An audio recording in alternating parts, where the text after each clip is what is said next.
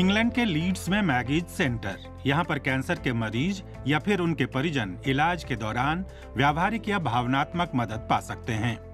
इसे अस्पताल के परिसर में ही बनाया गया था, लेकिन ये आसपास की इमारतों से बिल्कुल अलग नजर आता है।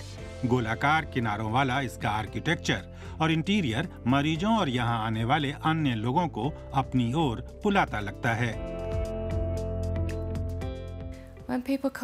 जब लोग इस सुंदर सी बड़ी जगह पर आते हैं तो वो यहाँ खुद को सुरक्षित और अस्पताल के क्लिनिकल एरिया के मुकाबले बहुत शांत महसूस करते हैं। एक महिला ने हमें बताया कि यहाँ ऐसा लगता है जैसे आप किसी गर्म और मखमली कंबल में सुरक्षित हैं। इस सेंटर के इंटीरियर में प्राकृतिक मटेरियल इस्तेमाल किए गए हैं। यहाँ मध्यम रोशनी वाली बहुत सी जगह हैं जहाँ बैठकर लोग आपस में बातें कर सकते हैं। यहाँ फड़ की लकड़ी का काफी प्रयोग हुआ है। दीवारें चूने पत्थर जैसे मटेरियल से बनाई गई हैं, जो इमारत को कुदरती तरीके से वेंटिलेट करने में मदद करते हैं। जैसे ही आप इस सेंटर में आते हैं तो आपको बड़ी सी खुली जगह दिखती है।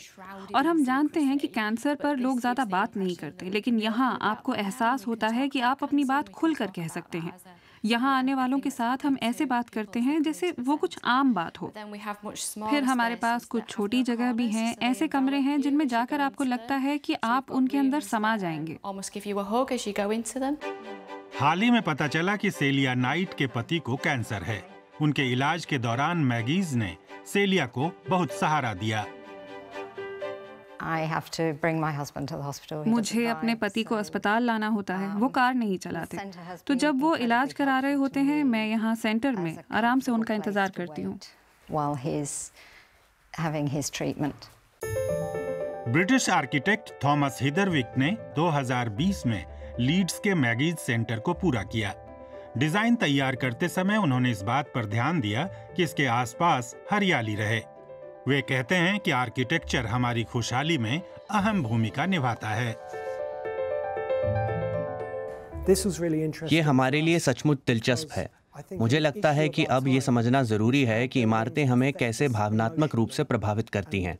बीती सदी में बहुत सी इमारतें ऐसा करने में नाकाम रहीं। उन्होंने बस जगह को बिगाड़ा है।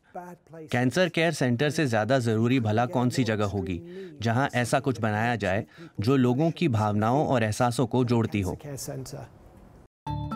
ज़हा हदीद जैसे मशहूर आर्किटेक्ट्स ने मैगीज के सेंटरों को डिजाइन किया है।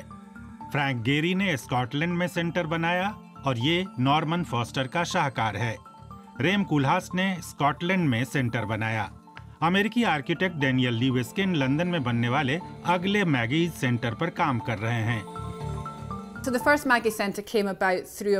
पहला मैगीज सेंटर एक महिला के जरिए अस्तित्व में आया था, जिनका नाम था मैगी कैस्विक जेंक्स।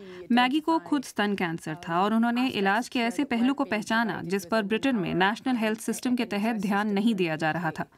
मैगी के मरने के बाद पहला सेंटर बना और जब हमसे दूसरे अस्पतालों में ऐसे सेंटर बनाने पर काम करने को कहा गया तो उनके दोस्तों फ्रैंक गेरी, रिचर्ड रॉजर्स और नॉर्मन फॉस्टर ने मदद की पेशकश की और वो अलग-अलग अस्पतालों में मैगी सेंटर बनाने की कोशिश का हिस्सा बनना चाहते थे।